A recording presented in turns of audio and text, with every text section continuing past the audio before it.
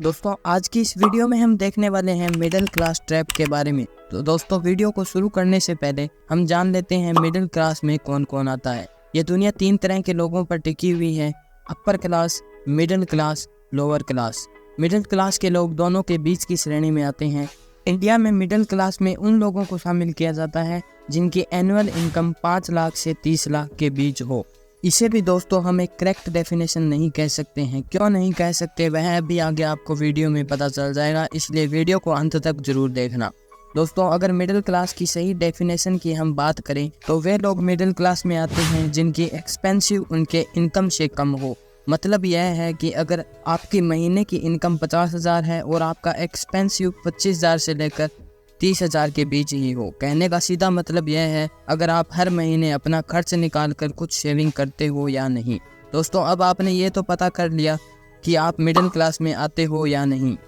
तो चलिए दोस्तों उन मिडिल क्लास ट्रैप के बारे में जानते हैं जो मिडिल क्लास लोगों को अपर क्लास में नहीं आने देते हैं, बल्कि उन्हें लोअर क्लास में धकेले जा रहे हैं और उन्हें पता भी नहीं चल रहा है।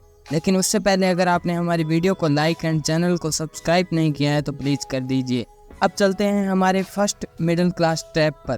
दोस्तों हमारा फर्स्ट मिडिल क्लास ट्रैप है लोन एंड EMI।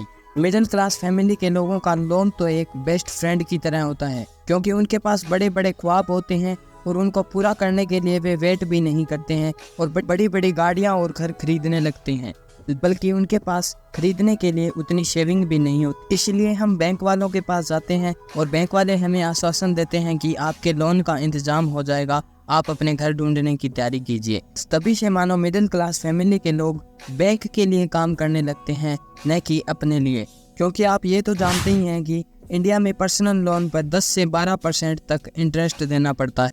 तो दोस्तों मिडिल क्लास के इस ट्रैप से निकलने के लिए लोन लेने से बचें। हमारा दूसरा मिडिल क्लास ट्रैप है नो एसेट्स। मिडिल क्लास लोगों के रिच न होने का सबसे बड़ा कारण एसेट्स का न होना है।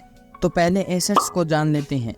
रिच डैड और पुअर डैड के ऑथर रॉबर्ट कियोसाकी ने एसेट्स की डेफिनेशन बताई कि anything which brings money is a assets.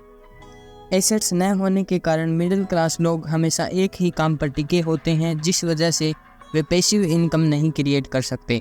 वही अपर क्लास लोगों को पता होता है कि मुझे हमेशा एक ही काम नहीं करते रहना। वे एसेट्स क्रिएट करते हैं जिससे वे अगर कोई काम न करें तब भी उनके पास पैसे आते रहते हैं। दोस्तों अगर आपको अपर क्लास में जाना है तो आज से ही एसेट्स पर काम करना शुरू कर दे। अब बात करते हैं हमारे थर्ड मिडिल क्लास ट्रैप की। थर्ड मिडिल क्लास ट्रैप है saving and investment. Middle class family के लोगों के पास सेविंग तो बहुत ही कम या न के बराबर ही होती है। यही कारण है कि उन्हें अधिकतर लोन लेना ही पड़ता है।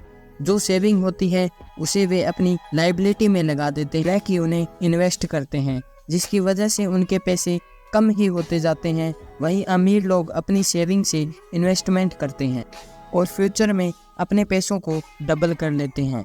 इसीलिए दोस्तों सेविंग के साथ साथ इन्वेस्टमेंट पर भी ध्यान देना जरूरी है। बात करते हैं हमारे फोर्थ मिडिल क्लास ट्रैप पर। फोर्थ मिडिल क्लास है don't think like a businessman. Middle class लोग कभी भी बिजनेसमैन की तरह नहीं सोचते हैं। वे हमेशा सेल्फ एम्प्लॉयड में ही विश्वास करते हैं, जिसकी वजह से वे एक लिमिट तक ही पैसा कमा सकते हैं। तो चलिए दोस्तों पहले हम सेल्फ एम्प्लॉयड का मतलब समझते हैं। सेल्फ एम्प्लॉयड का मतलब है अगर आपने कोई काम शुरू किया है और वो आपके बगैर नहीं हो सकता। जैसे आप एक किराना स्टोर शुरू करते हैं और वह पूरी तरह आप पर ही डिपेंड होता है।